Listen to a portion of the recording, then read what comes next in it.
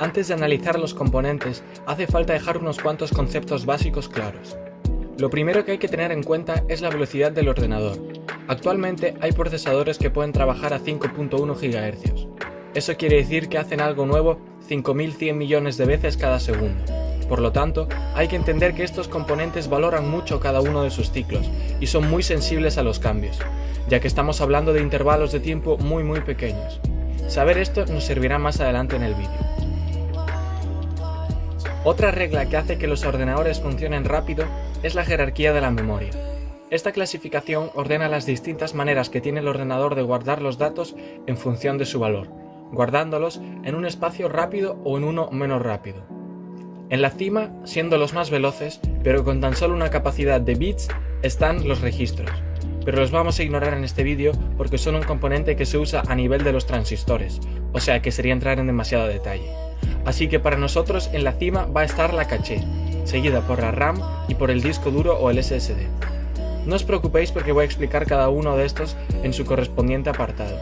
Solo es necesario que sepáis que el ordenador clasifica los datos de esta manera para tener acceso rápido a la información que más necesite y poder almacenar los datos de menor importancia en espacios seguros, ya que las memorias más rápidas se borran al cortarse la corriente. Y bueno, teniendo estos conceptos básicos claros, estamos listos para entender cómo es que funcionan los componentes.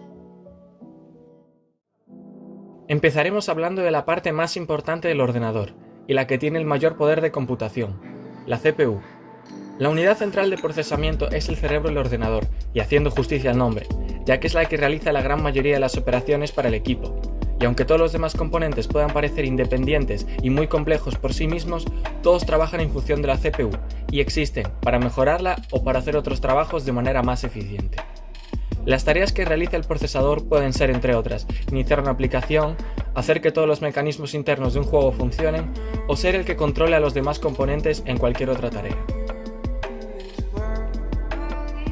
La CPU está formada por 4 grandes bloques: la unidad aritmético-lógica, la memoria, los buses de entrada y salida y la unidad de control. La unidad aritmético-lógica, abreviada como ALU, es la que realiza todas las operaciones matemáticas y lógicas en el procesador. Esto quiere decir que está diseñada para resolver operaciones aritméticas como la suma, la resta o la multiplicación, y operaciones lógicas como pueden ser una comparación o funciones a partir de puertas lógicas como la AND o la OR. Esto último de las puertas lógicas es algo un poco más avanzado, pero basta con que sepáis que esta unidad es el verdadero cerebro del ordenador, y que todos estos sencillos cálculos se combinan entre sí para poder realizar tareas enormes. Y no os preocupéis si no entendéis del todo su funcionamiento interno, porque lo explicaré en detalle en otro vídeo dedicado a la CPU. Sigamos. La memoria del procesador se llama caché, y es la que está en la cima de la jerarquía de la memoria, como ya mencioné. Esto significa que es la manera más rápida que tiene el procesador para acceder a la información que necesita guardar o leer, pero obviamente dicha memoria tendrá una capacidad muy reducida. Actualmente la caché suele tener unos 8 o 16 MB, aunque esto no suponga un gran problema, ya que la ALU no necesita tener a disposición muchos datos, y también porque la caché es muy cara de fabricar. En realidad existen 3 tipos de caché: L1, L2 y L3, siendo L1 la más reducida y más rápida de acceder y L3 la más grande y lenta. Esta memoria es utilizada para guardar datos que la ALU vaya a necesitar pronto o que utiliza a menudo. Por ejemplo, si la máquina sabe que va a tener que hacer muchas operaciones con el número pi con 10 decimales, lo que va a hacer es guardar la constante en la memoria L1 para no tener que buscarla en otras memorias a las que tarde más en acceder, y así poder hacer muchos más cálculos de manera más rápida. Los buses de entrada y salida son simplemente las vías por las que va la corriente en los circuitos, los equivalentes a cables. Su función no es más que comunicar los distintos componentes, pero aún así son bastante complicados de organizar para que todo funcione en orden. Y por último, la unidad de control es la que se encarga de hacer que todo funcione dentro del procesador, y la que manda qué debe calcular la ALU, en qué memoria tiene que ser guardado todo, y es la que controla las comunicaciones con los componentes externos. Sin esta unidad, la ALU sería como una calculadora sin alguien que la controle. Los datos se guardarían en la memoria de manera muy poco eficiente y no habría manera de comunicar el procesador con el resto del ordenador. Los aspectos que más se consideran en un procesador son con diferencia los núcleos, los hilos y la frecuencia. Pues bien, los núcleos se pueden definir como pequeños procesadores que resuelven los cálculos necesarios para las tareas de manera independiente. Esto quiere decir que son calculadoras que se centran en un aspecto en específico y consiguen diversificar las funciones del procesador. Por ejemplo, jugando a GTA V, un núcleo se encargaría de crear el comportamiento de los NPCs, otro núcleo se encargaría de las físicas de los objetos, un tercer núcleo calcularía los reflejos y el cuarto controlaría a la policía. Los hilos, por su parte, se pueden ver como la cantidad de tareas que se tienen que realizar por núcleo. Imaginaos que al ejemplo anterior hubiese que añadir 4 tareas más, como podría ser la detección de colisiones o algo por el estilo. ¿Cómo sería capaz el procesador de 4 núcleos de realizar 8 tareas? Pues bien, sabiendo que en el ejemplo anterior corresponderían 2 tareas a cada núcleo, primero se va a procesar una parte de la primera tarea y luego una parte de la segunda, otra parte de la primera y otra parte de la segunda, sucesivamente en cada uno de los 4 núcleos. De manera que el procesador consigue realizar las 8 tareas dividiéndolas parte a parte en cada núcleo, para que así el juego pueda funcionar con todas sus características. Esta mejora se conoce como hyperthreading, y obviamente conlleva que el procesador se ralentice, pero es capaz de cumplir las 8 tareas, que es lo que importa. Y lo anterior era un ejemplo, no es que GTA V funcione así. Y por último, la frecuencia, como ya comenté antes, es simplemente la cantidad de pequeñas operaciones que es capaz de hacer un componente por segundo. Esto también se aplica a todas las demás piezas de un ordenador. La frecuencia de los procesadores se suele medir en gigahercios, lo que significa 1000 millones de ciclos por segundo. Es decir, si un microchip trabaja a 3.5 GHz, significa, como os dije antes, que hace 3500 millones de ciclos por segundo. En este aspecto está claro que cuanto mayor sea la velocidad o frecuencia, mejor será el rendimiento, ya que serán más cosas en cada segundo. Pero por muy compleja que sea la CPU, no sabrá qué hacer por sí sola, y es entonces cuando entra en juego la RAM. La memoria RAM es uno de los componentes más necesarios del ordenador. De hecho, su existencia es vital para que el procesador pueda trabajar, ya que es de esta memoria de la cual la CPU recibe órdenes. Es una memoria volátil, lo que quiere decir que si se queda sin corriente o se apaga el equipo, todos los datos se perderán, así que no se puede usar para guardar información de manera permanente. La RAM se llama memoria de acceso aleatorio simplemente porque cualquier bit de su información es igual de accesible que cualquier otro. Es decir, se tarda lo mismo en acceder a todos los puntos de la memoria, no como en un disco duro, por ejemplo, en el cual habría que esperar a que el cabezal y el disco se colocaran en el espacio requerido. Es un componente tan importante porque es donde se cargan todos los datos que se tienen que procesar y los ya procesados. Esto quiere decir que es el intermediario de información entre varios componentes. Como ya mencioné antes, el procesador trabaja a una frecuencia mucho más alta que un disco duro o un SSD, así que necesita un banco de datos que funcione a una velocidad similar a la suya en el cual guardar la información, o del cual leerla para después procesarla. Si se conectara directamente el almacenamiento secundario con el procesador, se estaría desperdiciando la increíble velocidad que alcanza la CPU, ya que precisamente gracias a la RAM, el almacenamiento secundario no se diseña para trabajar a velocidades tan demandantes, sino que se trabaja su eficiencia almacenando datos. La RAM también sirve para almacenar datos que el procesador pueda necesitar. Y pensaréis, ¿pero eso no es lo que hacía la caché? Pues sí, pero la caché almacena datos mucho más primitivos, como números, comandos o posiciones de memoria, mientras que las memorias RAM pueden guardar muchos más datos que nosotros ya entenderíamos, como una aplicación, un diseño que se está haciendo o todas las pestañas de Google Chrome. Por ejemplo, si se quiere abrir un juego, los datos necesarios para su arranque primero viajan del almacenamiento secundario a la RAM, y después ésta envía poco a poco dichos datos al procesador conforme se inicia el juego. Otro ejemplo podría ser la edición de un documento, una foto o cualquier archivo. Al escribir un documento, cada palabra se almacena en la RAM. Si se borra una palabra, se borra de la RAM.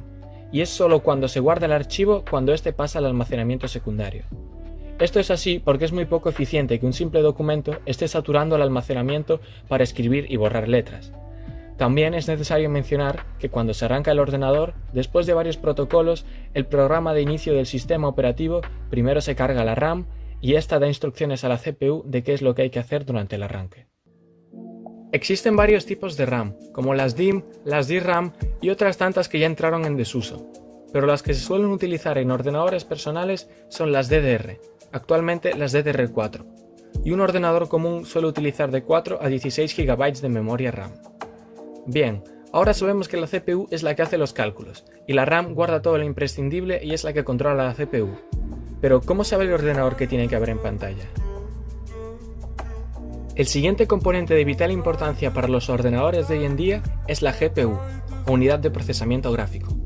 Su principal trabajo es interpretar la información que le transfiere la CPU para que ésta se vea en pantalla. Significa que de nuevo es un componente bastante dependiente del procesador. La unidad gráfica está especializada en resolver una enorme cantidad de cálculos muy parecidos de manera muy eficiente, mientras que la CPU se encarga de problemas más complicados y diversos. Por ejemplo, en un juego el agua del mar suele seguir un patrón bastante similar, por lo que la GPU se encarga de calcular qué altura debería tener cada pequeña ondulación del agua. Esto resulta ser muy eficaz, porque de nuevo la tarjeta gráfica está especializada en renderizar muchas funciones similares, como las horas del mar o las hojas de los árboles movidas por el viento. Por otra parte, la CPU sería la que se encargase de determinar dónde tiene que estar cada árbol o la inteligencia artificial de los NPCs del juego. Otro ejemplo combinando ambos componentes. Si en el FIFA se chuta un balón, la CPU empezaría a calcular la trayectoria parabólica del balón a la vez que piensa hacia dónde se tiene que tirar el portero y si algún otro defensa puede parar el tiro. Mientras, la GPU, fotograma a fotograma, dibujaría lo que la CPU le diga, de manera que juntando todos los fotogramas se vea cómo el balón sigue una trayectoria y cómo el portero intenta pararlo. Además de eso, se encargaría del público del estadio y de otros elementos decorativos, pero lo difícil de esta tarea es que necesita imprimir muchas imágenes por segundo en alta calidad. De nuevo, se puede notar que la CPU se encarga de tareas complicadas y variadas, mientras que la GPU hace tareas sencillas una gran cantidad de veces y dibuja los objetos en las coordenadas que la CPU le indique. En cuanto a la arquitectura, los procesadores suelen tener unos 4 u 8 núcleos, mientras que las GPUs tienen miles y miles de núcleos dedicados a los gráficos. Creo que es bastante evidente que los núcleos de ambos componentes no tienen nada que ver entre sí, pues los de los procesadores, ya lo digo por cuarta vez, resuelven problemas complicados eficientemente, mientras que los de las tarjetas gráficas son capaces de hacer operaciones matemáticas concretas de manera rápida, pero obviamente no cuentan ni con caché propia ni son tan complejos. Es por esto por lo que se dice que las GPUs tienen una arquitectura en paralelo, porque cada núcleo hace sus sencillos cálculos sin tener en cuenta los demás, mientras que por otra parte se dice que los procesadores tienen una arquitectura en serie, porque la información está relacionada con varios núcleos. Los discos duros o los discos de estado sólido se utilizan para almacenar datos de manera permanente, no como la RAM, o sea que si el equipo se apaga, los datos se siguen conservando sin peligro. Están precisamente diseñados para guardar una gran cantidad de datos y ser eficaces gestionándolos, ya que es lo único que deben hacer. Los discos duros o HDDs utilizan un disco como medio para guardar los datos. De manera resumida, estos discos están llenos de pequeños huecos en los cuales se puede guardar un bit, o sea, un 1 o un 0. Estos huecos, llamados clústeres, en realidad almacenan una polaridad, positiva o negativa, que se les transfiere mediante el cabezal. El claro inconveniente de este sistema de almacenamiento es que está compuesto por partes mecánicas que tardan en moverse, aunque el cabezal se mueva a 130 km/h, pero sigue siendo lento cuando se trata de ordenadores, como os expliqué en el principio. También son más frágiles que los SSDs, ya que cuentan con dicho mecanismo de partes móviles. No quiero entrar mucho más en detalle, porque pienso hacer otro vídeo explicando cómo funcionan los discos duros y los SSDs por completo. Los discos de estado sólido, por su parte, están compuestos por muchas memorias flash que se utilizan para guardar información. De hecho, estas memorias son las pequeñas unidades que prácticamente forman la SSD por completo. Las memorias flash son una matriz de MOSFETs de puerta flotante. Esto en resumen significa que la información se agrupa en pequeñas cuadrículas en forma de unos y ceros. El valor binario es capaz de quedar guardado en esa casilla gracias a un pequeño transistor. Todo este sistema de tablas y casillas es gestionado, leído y escrito por una unidad de control. De nuevo, sé que esto suena complicado, pero lo explicaré con más pausa en el vídeo que os mencioné. Basta con que sepáis que las SSDs tienen la capacidad de acceder a cualquier parte de su almacenamiento con la misma velocidad, como las memorias RAM, y que consiguen almacenar sus datos mediante un circuito de transistores, y no a través de un disco con piezas móviles, como en un disco duro. En principio ya tendríamos nuestro ordenador funcionando, con un procesador, memoria RAM, una tarjeta gráfica y con almacenamiento. Pero ¿y cómo se comunican todos estos componentes? Ahí es donde entra en juego la placa base o placa madre. El trabajo de esta es conectar de la manera más eficiente los componentes entre sí.